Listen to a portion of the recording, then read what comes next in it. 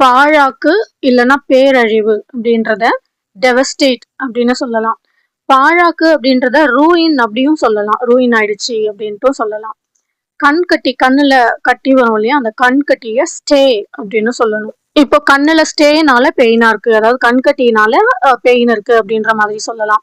குறும்புக்கார அப்படின்னு சொல்லுவோம். குறும்புத்தனம் பண்றது அப்படி இல்லைன்னா விஷமம் பண்றது அப்படின்னு சொல்லுவோம் இல்லையா, அந்த குறும்புத்தனம் பண்றத வந்து மிஸ்சீவியஸ் அப்படின்னு சொல்லணும்.